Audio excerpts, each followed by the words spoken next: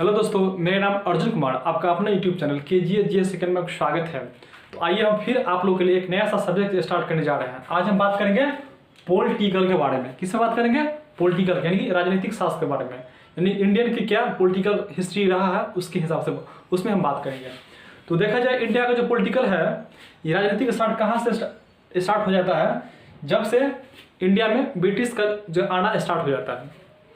तो देखा जाए हम खासकर इन विषयों में पॉलिटिकल साइंस पढ़ेंगे, यानी कि 1773 से लेके 1947 तक, यानी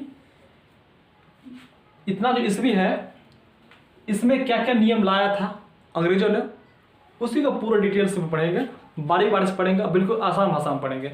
इसको हम देखा जाए, इसको हम दो तरह की कैटेगरी में बांट के हम पढ़ेंगे। एक पढ़ेंगे कंपनी का शासन और दूसरा आपको हो गया ब्रिटिश सरकार का शासन हो गया या ब्रिटिश महारानी का शासन हो गया।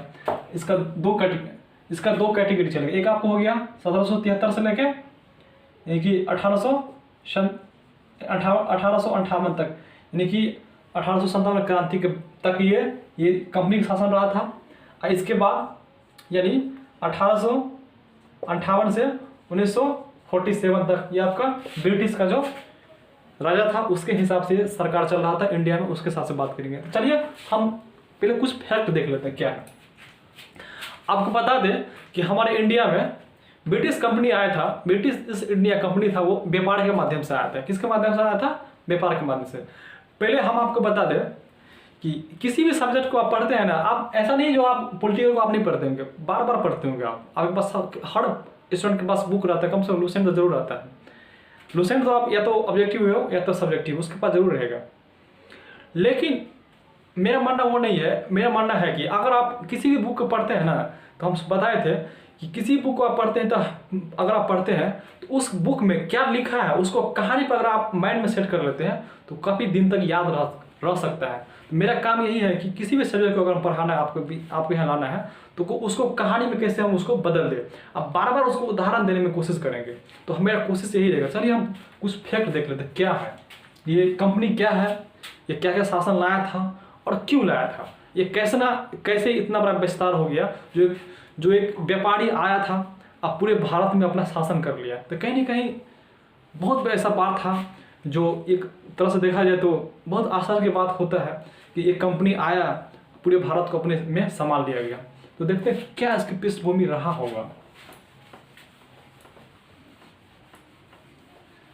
अगर इसकी कुछ जर्नी के बारे में बात करें, हालांकि ये कंपनी का आना, ये कहाँ फैक्ट्री खोला, ये किसने इजाज़त दिया, ये तो आपको ये आधुनिक इतिहास में चलाता है। जब हम इसकी आधुनिक इतिहास की बात करेंगे तब उसको पूरे डिटेल्स में बताएंगे। अभी थोड़ा सा फैक्ट बता लेते हैं, बात कर लेते हैं फैक्ट के बारे में। तो आपको पता होगा कि जब ईस्ट इंडिया कंपनी जब इंडिया आया, तो इंडिया आने से पहले वो उस टाइम क्या था, जो ब्रिटिश में महारानी था एलिजाबेथ था। एलिजाबेथ से क्या किया इन लोग ने, वो जैसे कुछ अंग्रेजों का नाम हमको बता दें, जैसे कैप्टन हॉकिंस सब था, है ना, कैप्टन हॉकिंस सब था। ये सब क्या था, जो क्या किया, जो ब्रिटिश जो महारानी थी एलिजाबेथ के पास, वहाँ गया। वो रानी के पास इन लोगों ने कहा कि ठीक है, हमको इजाज़त दे दीजिए ताकि हम अदर देश में जाके हम क्या कर ले, हम व्यापार अपना और आराम कर ले। तो इन लोगों को पता था कि इंडिया में इससे पहले वो पुर्तगाली जो था वास्को डी गामा, वो समुद्री रास्ते आ चुका था। उनको पता था कि यहाँ पर क्या था कि मसाला का खेती इंडिया में काफ़ी ज़्यादा होता है, और यहाँ पर क्या कि मसाला की खेती लोग इतना मायने नहीं रखता है। लेकिन पूर्वी यूरोप के जो लोग सब थे वो मसाला किसी भी खाने पीने में वो काफ़ी दिलचस्प रखते हैं और अभी भी रखते हैं। वो चाहते हैं कि रंग बिरंग के वो सामान देने से वो काफ़ी टेस्टिंग हो जाता है। तो ये लोग लगा कि जब वो गया है और उनको पता चला कि वो वास्को डी गामा जब समुद्री किनारे गया, तो वो मसाला लेके जब अपने गांव अपने शहर गया या अपने देश गया तो को काफ़ी फायदा हुआ। तो इन लोगों को पता चला, क्योंकि उसी साइड के इन लोग भी था। तो ये सब इन लोग ने क्या किया, जो ब्रिटिश के जो महारानी थे एलिजाबेथ था, इनसे उन्होंने क्या करवा लिया कि अपना ये आज्ञा पत्र ले लिया, कहा कि ठीक है आप लोग जाइए। तो उस समय क्या था, इन लोग भी इंडिया आया। जब इन लोगों ने क्या किया कि कुछ अंग्रेजों ने जब इंडिया आया, व्यापार करने के लिए आया, तो उस टाइम में कौन था, अकबर था, शासनकाल था उस टाइम में चल रहा था। तो इन लोगों ने क्या किया कि वो व्यापार करना आराम कर दिया, और धीरे धीरे इन लोगों ने क्या किया ना, अपने जो नहीं होता कूटनीति से होता, कूटनीति एक दूसरे में लड़ाना, एक दूसरे में फंसाना, धीरे धीरे इन लोगों ने चालू कर दिया। धीरे धीरे इन लोग ऐसा चालू कर दिया, इसके पृष्ठभूमि में हम ज़्यादा नहीं पढ़ेंगे क्योंकि ज़्यादा ये हिस्ट्री का बात है, ये हमको पॉलिटिकल जाना है, हमको यहाँ तक 1773 तक हमको थोड़ा फैक्ट में तक हमको जाना है। तो इन लोगों ने क्या कर दिया कि जब धीरे धीरे जब अपने में सबको शासक लड़ाना और एक दूसरे को भड़काना, इन लोगों का काम धीरे धीरे हो गया। होते होते ऐसा हो गया कि आप देख रहे हो जब जो प्लासी का युद्ध हुआ था 1757 हुआ था। इस युद्ध में क्या हुआ, इस युद्ध में सिराजदौला हार गया था। जब ये सिराजदौला हार गया तो यहाँ का जो बंगाल है, बंगाल को इसने क्या किया, कब्जे में ले लिया। हालांकि बंगाल के कुछ भाग को उसने क्या किया, कब्जे में ले लिया। उस टाइम में क्या था, ये बंगाल के गवर्नर था उस टाइम में रॉबर्ट क्लाइव था। क्या था, रॉबर्ट क्लाइव था। ये खासकर रॉबर्ट क्लाइव के नेतृत्व में बंगाल में जो प्लासी का युद्ध हुआ था उसमें ये लड़ा गया था। इसमें क्या हुआ, ये सिराजदौला का हार हुआ था 23 जून 1757 को हुआ था। उससे क्या इन लोगों का और मनोबल बढ़ गया। मनोबल बढ़ने से हुआ क्या कि बंगाल पूरा हाथ में चला है इसको, मतलब बंगाल वो कंट्रोलिंग में धीरे धीरे अपने करने लगा।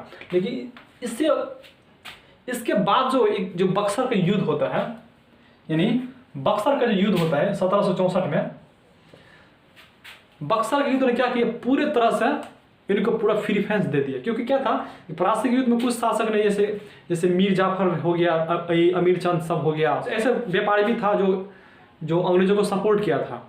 तो सपोर्ट किया था, जैसे वो जीतेगा तो कहीं ना कहीं बंगाल उसको भी अधिकार होगा। लेकिन पूर्ण रूप से विजय मान लेना बक्सर युद्ध से स्टार्ट हो जाता है। बक्सर युद्ध में क्या हुआ कि वो अंग्रेज खुद अपने दम पर जीता था। उस समय क्या था, अंग्रेज पुलिस अधिकारी कैप्टन मुंड्रो था, मुंड्रो के नेतृत्व में जीता गया था। तो वो अगर देखा जाए तो बक्सर से पूरा स्टार्ट हो जाता है, पूरा जमीन को अपने में हाथ में लेना। तो अगर हम और बात कर ले कि जब बक्सर इन लोगों ने जीत लिया, जीतने के बाद क्या हुआ, एक संधि हुआ, इलाहाबाद का संधि हुआ। इलाहाबाद की क्या हुआ, संधि हुआ 1765 में। 1765 में जब संधि हुआ ना, तो 1765 में संधि हुआ तो देखा जाए, यानी बंगाल मद्रास है ना, बंगाल मद्रास और मुंबई को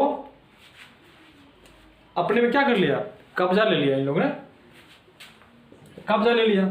अब मान के चलिए सब कब्जे में ले लिया, क्योंकि वो 2 युद्ध जीत चुका था और ये अपनी शक्ति बढ़ा चुका था। जब यह पूरा बात जब ब्रिटेन में पता चला, एलिजाबेथ को पता चला कि अरे बाप रे बाप, ये लोग यह व्यापार करने के लिए ये लोग तो पूरा क्या कर लिया, लोग तो जमीन यहाँ पे आ लिया और शासन बढ़ा दिया।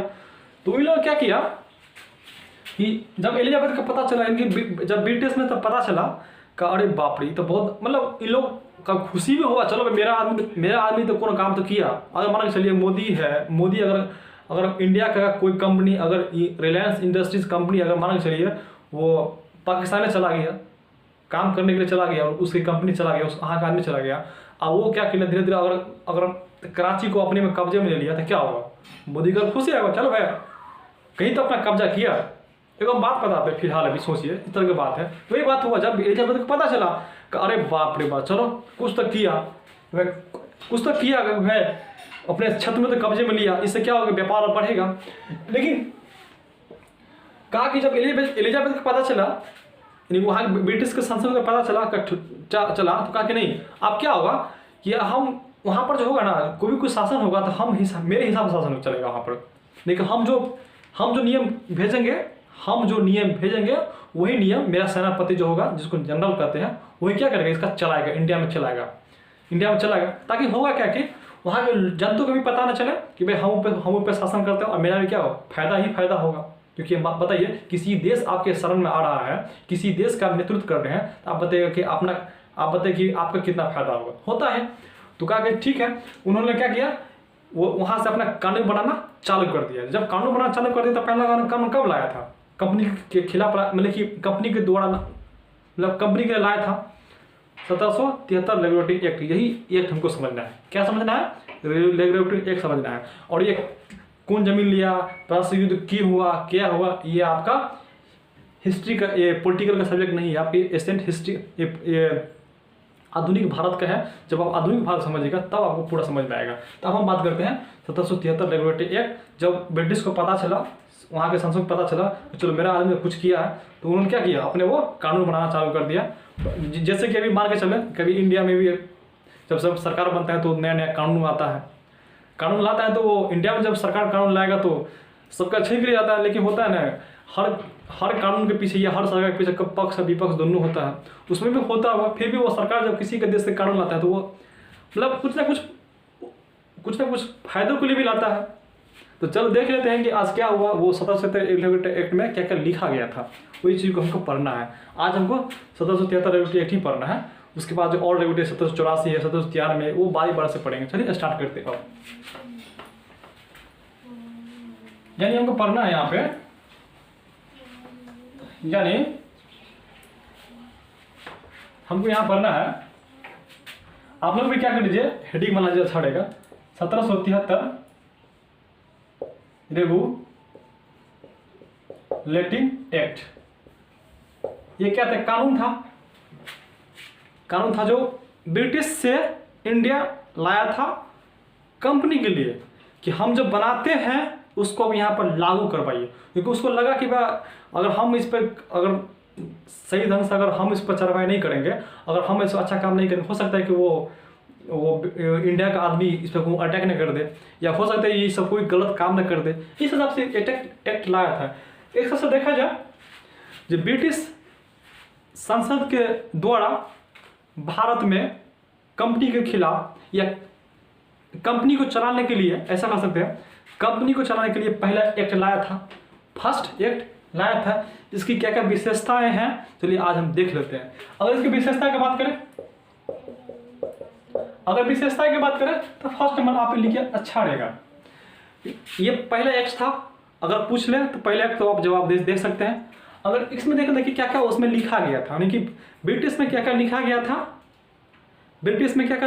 था, और कि इंडिया में कंपनी कैसे काम करे। चलिए स्टार्ट करते हैं। पहले विशेषता क्या था, बंगाल के गवर्नर, मतलब बंगाल के गवर्नर को बंगाल का गवर्नर जनरल कहा जाए। इससे पहले क्या था, बंगाल के गवर्नर था, यानी बंगाल के गवर्नर था। अब क्या हो गया, बंगाल का गवर्नर जनरल हो गया। जनरल का मतलब होता है सेनापति। क्या होता है, सेनापति। एक तरह से आप समझ सकते कि राजा कहाँ था, ब्रिटिश में था, एलिजाबेथ। उसने क्या किया, अपने एक सेनापति को भेजना चालू कर दिया। किसको भेजना चालू कर दिया, तो सेनापति को, जाइए वहां भी आप क्या करिए, शासन कीजिए। तो वही शासन क्या था, वहां पर सेनापति था। वही सेनापति के यहाँ अर्थ क्या होता है, जनरल होता है। तो यहाँ से एक क्वेश्चन, दो क्वेश्चन यहाँ से निकलता है। तो फेक क्वेश्चन जो हर एग्जाम में पूछा जाता है, यहाँ से होगा, अगर गवर्नर बंगाल गवर्नर को गवर्नर जनरल बना दिया गया, इससे पहले क्या था, गवर्नर जनरल, इससे पहले गवर्नर था किसका, था बंगाल का। हम देख लेते हैं कि बंगाल का गवर्नर कौन था। यानी कि ऐसे बोल सकते हैं बंगाल का गवर्नर, या इसको प्रथम गवर्नर भी हुआ। ये अगर गवर्नर पूछो तो गवर्नर जनरल अलग है, यानी कि ऐसे इसको कर सकते हैं, बंगाल का गवर्नर कौन था, तो रॉबर्ट क्लाइव था। क्या था, रॉबर्ट क्लाइव था। अगर पूछ ले बंगाल का गवर्नर जनरल, अगर प्रथम की बात करें, ये भी प्रथम है, ये भी क्या है, प्रथम है, यानी ये भी क्या है, प्रथम, ये भी प्रथम। इससे क्या होगा, वारेन हेस्टिंग हो जाएगा। क्या हो जाएगा, वारेन हेस्टिंग्स। क्या हो जाएगा, वारेन हेस्टिंग्स हो जाएगा। क्या होगा, वारेन हेस्टिंग। चलिए, एक विशेषता ये होगा कि जो गवर्नर था उसको गवर्नर जनरल बनाइए, क्योंकि ये क्या है, गवर्नर जनरल मतलब सेनापति होता है। एक विशेषता ये भी था। दूसरा विशेषता हम देख लेते हैं। हम दूसरा विशेषता की बात करें तो ये आपका हो गया दूसरा विशेषता। दूसरा विशेषता क्या था, बंबई के गवर्नर, मद्रास के गवर्नर को, बंबई के गवर्नर और मद्रास के गवर्नर, बंबई में अधिकार में हो गया था, मद्रास के अधिकार में हो गया था। क्यों हुआ था ये आपका पॉलिटिकल का सब्जेक्ट नहीं है आपके, इस आधुनिक भारत का है, उसमें पढ़िए तो काफ़ी अच्छा होगा। अगर उसकी बात करेंगे तो क्या मिक्सिंग हो जाएगा, समझ में थोड़ा प्रॉब्लम हो जाएगा। अब इतना समझिए कि बंगाल के गवर्नर, मद्रास के गवर्नर को बंगाल के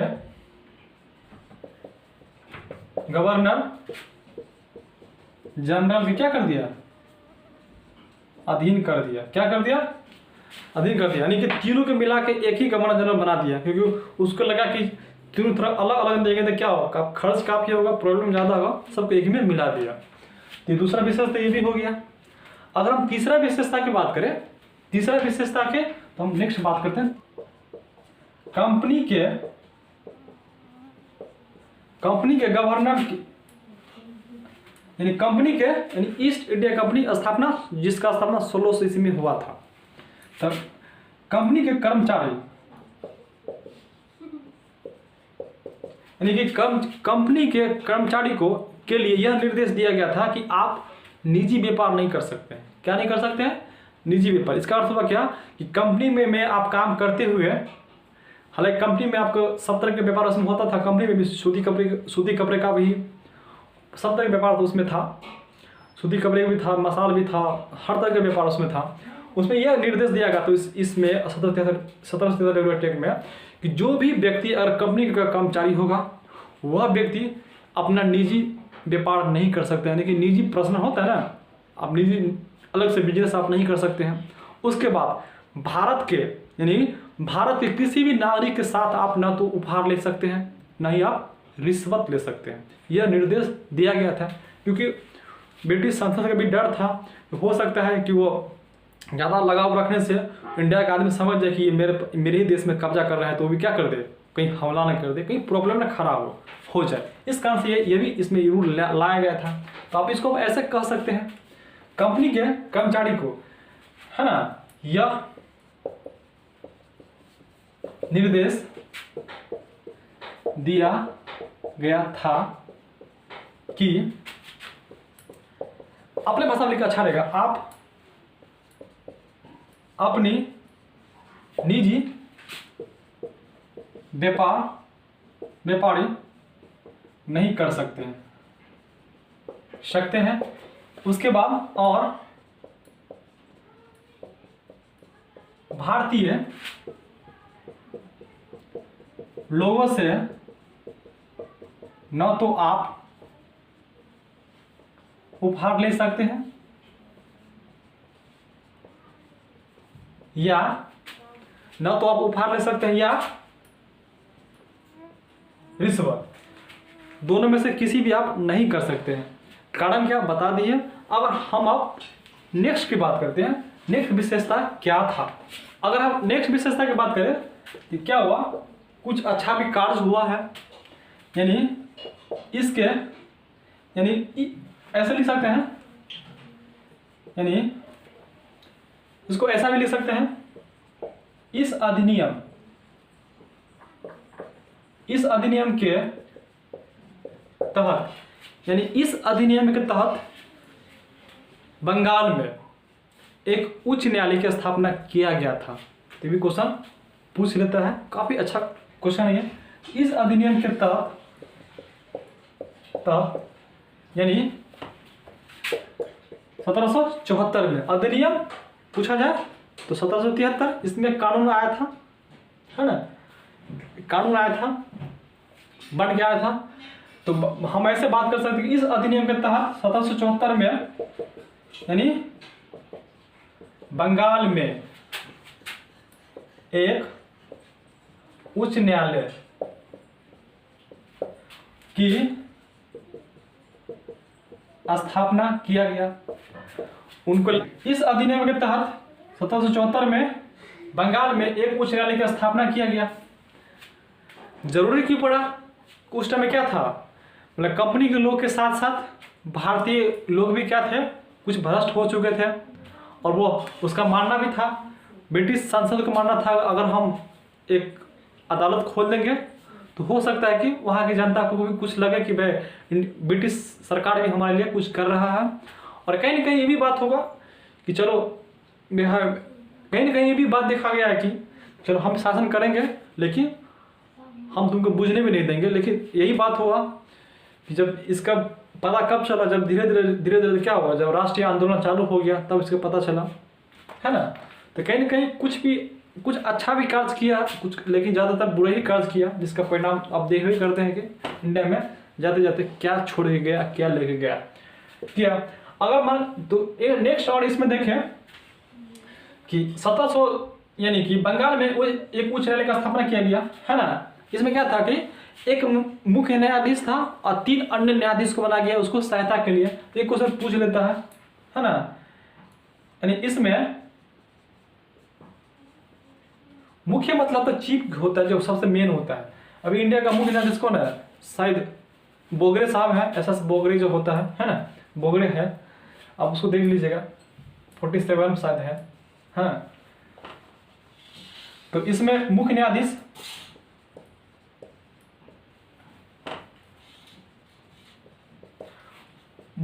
कौन था, एलिजा इम्पे। क्या था, एलिजा इम्पे। और 3 अन्य न्यायाधीश देख ले,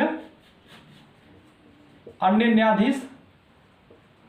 अगर अन्य न्यायाधीश के बारे में बात करें, एगो था चेम्बर्स। क्या था, एगो था चेम्बर्स, दूसरा क्या हो गया, लेमेस्टर। कौन था, लेमेस्टर। तीसरा की बात करें था, क्या था, हाइड था।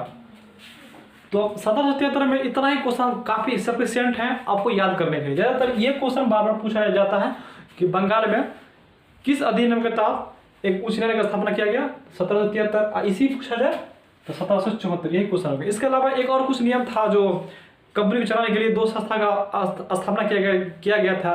Court of director, court of proprietor था। उसमें कोर्ट ऑफ डायरेक्टर में कुछ सदस्य भी था, है ना। जैसे 24 था, एगो में 4 था। जैसे उसका क्वेश्चन अभी तक नहीं आया है, लेकिन ज़्यादातर यही क्वेश्चन सब आया है। तो अब इतना इसको आप याद रख सकते हैं। तो चलिए आज हम बात किए 1773 के बारे में। आज हमको बताइएगा कमेंट बॉक्स में कि ये वीडियो आपको कैसा लगा। अगर आप क्या ना आप अलग अलग से पढ़िएगा ना तो काफ़ी आपको अच्छा होगा, समझने में भी अच्छा होगा और लिखने में भी अच्छा होगा। एक ही वीडियो में अगर सबको सब बता देंगे तो वीडियो काफ़ी लंबा हो जाएगा।